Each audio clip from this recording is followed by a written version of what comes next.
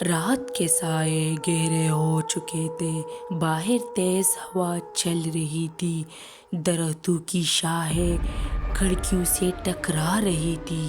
لائبہ اپنی ماں کی آواز کو نظر انداز کرتے ہوئے موبائل میں مگن تھی۔ لائبہ بیٹا، رات ہو گئی ہے، اب موبائل بند کرو اور سو جاؤ، ماں نے نرمی سے کہا۔ امی نہیں، 5 منٹ اور پلیز، لائبہ نے بیزاری سے جواب دیا، لیکن ماں نے غصے سے موبائل چھین لیا۔ تم میری بات کیوں نہیں مانتی؟ رات دیر تک جاگنے سے بیمار پڑ جاؤ گی۔ لائبہ نے غصے سے دروازہ زور سے بند کیا اور بڑبڑانے لگی، امی کو ہر چیز میں ٹانگ اڑانی ہوتی ہے، میں اپنی مرضی کروں گی۔ جیسے ہی اس نے آئینے میں دیکھا، وہاں کچھ عجیب تھا۔ اس کا عکس مسکرا رہا تھا، مگر یہ کوئی عام مسکراہٹ نہیں تھی، یہ خوفناک تھی۔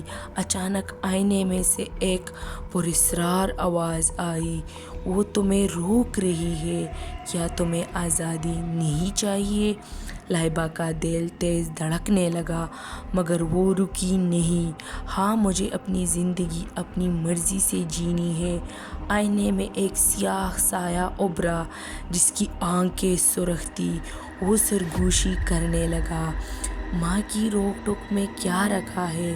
تم بڑی ہو چکی ہو، جو چاہو کر سکتی ہو، بس میری مان لو، میں تمہیں آزاد کر دوں گا۔ لائبہ اس سرگوشی کے سحر میں آ گئی۔ وہ ضد میں آ کر کمرے سے نکلی اور چپکے سے گھر سے باہر نکل گئی۔ باہر سردی تھی، گلی سنسان تھی، مگر لائبہ کو عجیب سی خوشی محسوس ہو رہی تھی، جیسے وہ واقعی آزاد ہو گئی ہو۔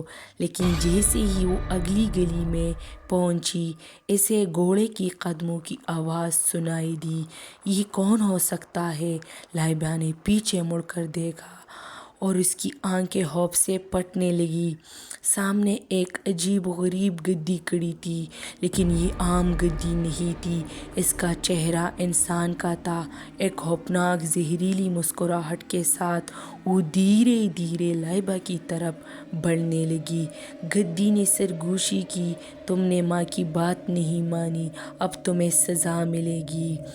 لائبہ کانپنے لگی، نہیں، میں تو بس مذاق کر رہی تھی، مگر گدی نے قہقہا لگایا، اب دیر ہو چکی ہے۔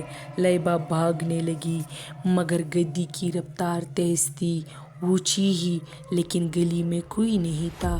اچانک اس کے قدم جمنے لگے۔ جیسے ہی اس نے نیچے دیکھا، اس کا جسم، ہاتھ پاؤں گدی میں بدلنے لگے۔ یہ کیا ہو رہا ہے؟ لائبہ نے خوف سے چیخ ماری۔ گدی کا چہرہ اور بھی بھیانک ہو گیا، جو ماں کی نہیں مانتا، وہ میرے جیسے بن جاتا ہے۔ لائبہ کی جلد سخت ہونے لگی، اس کے پاؤں گدی جیسے ہو گئے، اس کا جسم آہستہ آہستہ بدلنے لگا۔ وہ مدد کے لیے چیخی، مگر اب دیر ہو چکی تھی۔ اگلی صبح محلے میں ایک نئی گدی دیکھی گئی، جس کا چہرہ ایک لڑکی جیسا تھا اور آنکھ میں پچھتاوے کے آنسو تھے، اور کیونکہ ان کی نافرمانی ہمیں ایسے راستے پر لے جا سکتی ہے جہاں صرف اندھیرا اور پچھتاوا ہوتا ہے۔ Like, subscribe